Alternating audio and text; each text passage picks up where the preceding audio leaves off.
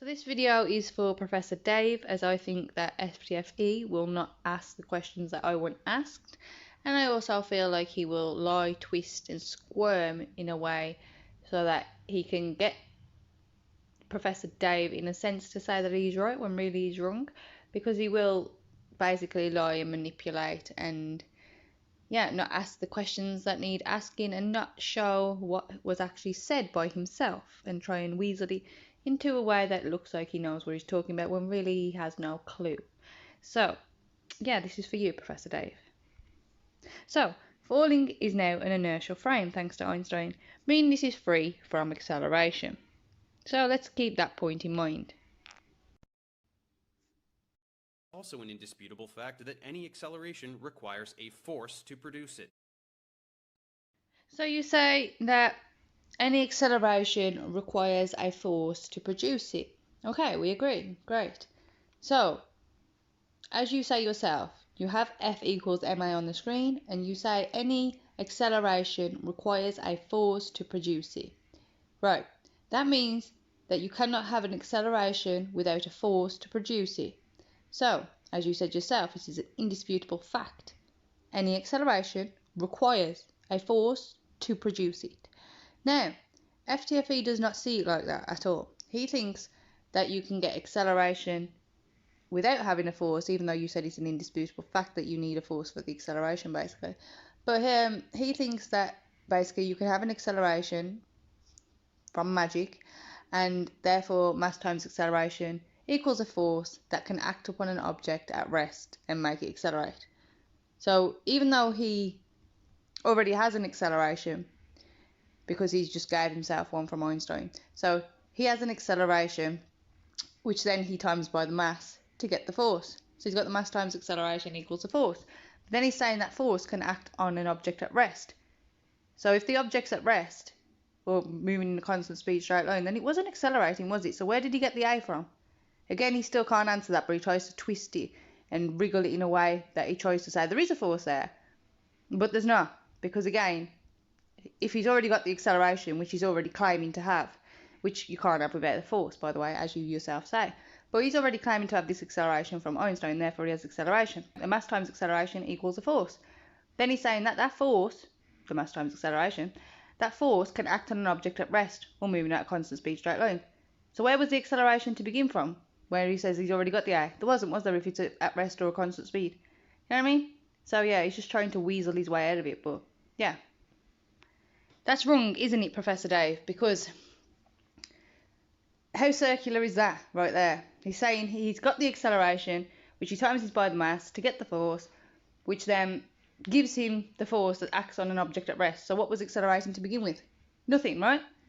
So, you know what I mean? How can you have the force, mass times acceleration, if you haven't even got the acceleration to begin with, and then you want to say that force acts upon an object at rest? Talk about circular reasoning. So let's take a look at what FTFE said in response to me saying that basically exactly the same thing as what you say, Professor Dave, that it is an indisputable fact that any acceleration requires a force to produce it. Basically, that Newton's first law tells you that an object will remain at rest or moving at a constant speed in a straight line unless it is acted upon by a force. Newton's law, right? So let's see what FTFE says in response to this. If a body is not at rest or moving at a constant speed in a straight line, it will stay at rest or keep moving in a straight line at a constant speed unless acted upon by a force, which you don't have with Einstein. So you notice he says correct, and you notice his face goes all weird because he knows I'm right, but now he's going to try and wriggle it and squirm and misrepresent and then say he has a force where he doesn't have a force. But yeah, it's hilarious actually, the circular reasoning and the fact that something causes itself, basically. Just take a listen. Exactly. Yep, Einstein gives you the acceleration, that's fine. You just debunked yourself. No, I really didn't. Einstein gives you the acceleration. Acceleration and mass equals force. And if you have a force, you can have something acted upon. I'll repeat again. I'm talking. If you have an acceleration and you have a mass, therefore you have a force. And according to Newton's first law states if a body is at rest or moving at a constant speed in a straight line, it will remain at rest or keep moving in a straight line at constant speed unless it is acted upon by a force. Mass times acceleration. Again. Mass times acceleration equals a force. There is your force Yes. acting upon it. Boom. Done. No. You not. So yeah, as you can see, he says Einstein gives us the acceleration. If I have a mass and I have an acceleration, therefore I have a force that can act upon an object at rest or that's moving at a constant speed. So again, where is the acceleration, FTFE? If the object is at rest, it's not accelerating, is it? If the object's moving at a constant speed in a straight line, it's not accelerating, is it? So where did you get the acceleration from to times by the mass? Yet all you're doing is saying Einstein gives us the acceleration that u times by the mass to give you the force, which then that force can act upon an object at rest or moving at a constant speed straight line and cause it to accelerate basically. So where was the acceleration to begin with, FTFE, if the object is at rest or moving at a constant speed? Yet you keep saying Einstein gives us the acceleration. Okay, let's say that's true for a moment. Okay, so Einstein gives us the acceleration. So now we have an object accelerating. But then you say you can times that acceleration by the mass to give you the force that can act upon an object at rest or moving at a constant speed. Well, that's funny, because it wasn't at rest or moving at a constant speed straight line, was it?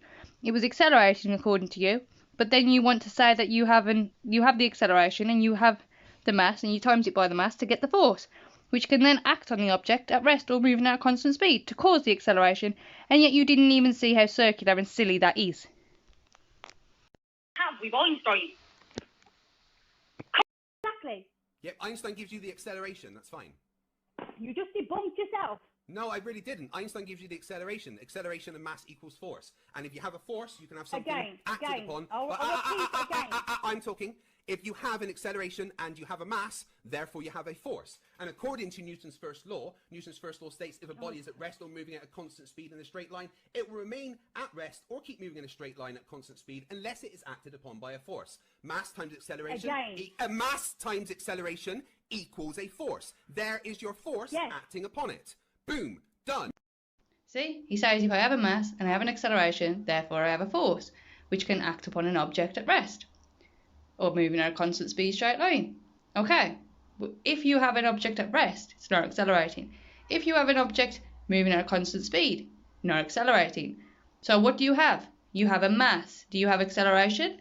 No. So where are you getting the acceleration from to get the force to then act on the object at rest or moving at a constant speed straight line? You can't, can you? Because it's not accelerating. There's no acceleration there. All there is a mass, an object, at rest, not accelerating, or at constant speed, not accelerating. Therefore, all you have is the mass. You do not have the acceleration. So you can't do the mass times the acceleration to get the force to then have that force act upon an object at rest or moving at a constant speed straight line. You are so circular, it is unbelievable.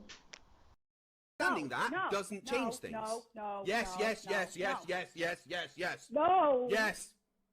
No. Yes. Newton's Yes. first law Newton's first law says at a yes. constant speed, yes, unless acted upon by a force. And how do you get a force? You have mass times acceleration. Force equals mass times acceleration. Mass times acceleration equals a force. Therefore, you have a force that can act upon something moving in a straight line at a constant speed. So he's trying to say that he has a mass, he has an acceleration, therefore he has a force. So that force can then act upon the object at rest or moving at a constant speed in a straight line. Where did you get the acceleration from if it's moving at a constant speed in a straight line or if it's at rest? Where did you get the acceleration from, FTFE? That is why I kept asking you, where did you get the A from? All you kept saying was Einstein gives us the A. Therefore, I have a mass, I have acceleration, therefore I have a force, which can act on an object at rest or moving at a constant speed straight line. Well, no, you don't, because, again, where was the acceleration? You didn't have an acceleration, did you? Because if it's at rest, it's not accelerating. If it's moving at a constant speed straight line, it's not accelerating. Therefore, what do you have? You have a mass moving at a constant speed or at rest. You don't have an acceleration. Therefore, you can't do a mass times acceleration to get the force because there is no force there. Because it's not a force, FTFE. You know what I mean? And you're trying to say you have an acceleration and a mass, so mass times acceleration, which equals a force, which can then act upon an object at rest or moving at a constant speed straight line. So where was the acceleration then? If the thing's at rest or the thing is moving at a constant speed, where's the acceleration that you times the mass by? This is what I kept asking you. This is what you kept going round in circles about. You know what I mean? This is what I'm talking about, Professor Dave. He has no idea what he's talking about. Please inform him. Exactly. Yep, Einstein gives you the acceleration. That's fine. But in general relativity, there is no mystery. All objects appear to fall the same way because, well, they're not accelerating. They're just following straight line paths through space-time until they encounter something that stops. Did you hear that, FTFE? Not accelerating. Well, they're not accelerating. Well, they're not accelerating.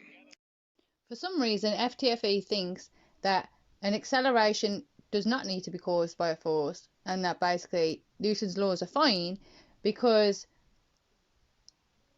he has an acceleration from Einstein, which he doesn't, which then he can times by the mass, so mass times acceleration, to then give him the force, which can then give him the acceleration that he already used to get the force. Again, circular reasoning.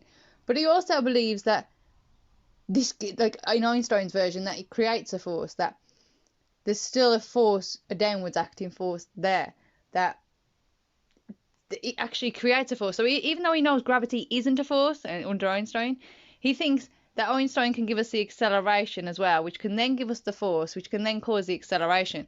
So he thinks Einstein still gives us a force, even though it's not a force. Like, it's kind of mind-boggling how his mind works. But yeah, basically, that's what he's thinking, that Einstein gives us the acceleration, which then he can calculate into a force to then get the acceleration, which he already used to calculate the force, which basically means that we do have a force there, because he can calculate a force into existence and then use that force to act on an object at rest or moving at a constant speed, and then say there's a force there. Except there isn't a force there. Even PhD Tony will tell you there isn't a force there. So this is PhD Tony's video, which basically I've showed to FTFE, or I've done a video, not my problem if you ain't watched it, basically telling him that there's no downwards force, but he's still calculating a downwards force. He says he has the acceleration from Einstein, which then basically he can times by the mass, so the mass times acceleration gives him the force, which then can cause the acceleration. Like, again, it's circular, I'm sure you've got that point by now, but the point now is basically PhD Tony, he's telling him that there is no downwards force, but yet he still calculates one and says there is one, and that Einstein gives us a force. No, he doesn't. And FTFE knows gravity isn't a force, but yeah, he still thinks it creates a force, and that basically that force created can then move an object at rest or moving at a constant speed. Like, it's ridiculous. But yeah, he still calculates a downward force and still says that it provides a force and that there's a force there when there's not. So let's take a listen to PhD Tony. Attention to the apple that you were holding before you dropped it. The only force in this scenario is you holding the apple. Holding the apple stops it from going along its geodesic in space-time. So the only force in this scenario is you holding the apple. So when you stop holding the apple, when you stop applying a force to it, being that that was the only force, now you remove that force. Now there is no force acting on it. But yeah, FTFE is calculating a force to act on an object. Like, seriously. And he doesn't see how wrong he is. Please explain to him that he is wrong, because he is wrong. And one more thing for you, FTFE. About F equals ma. Take a listen, open your ears, and learn. The squirrel accelerates ground because gravity is an unbalanced force pulling it down. When the ground finally pushes up, the gravity is balanced and the acceleration drops to zero. But in general relativity, there is no gravity force. So Newton's second law no longer makes sense. That's where curvature comes in. And by far, the biggest curvature for the squirrel is time curvature. The squirrel doesn't fall because there's a force. It falls simply because its future is on the ground. In general relativity, there is no gravity force. So Newton's second law no longer makes sense. Oh yeah, and while we're at it, FTFE, search Brian Cox vacuum chamber, listen to what he says. The reason the bowling ball and feather fall together is because they're not falling. They are standing still. There is no force acting on them at all. So stop calculating a force where there isn't one.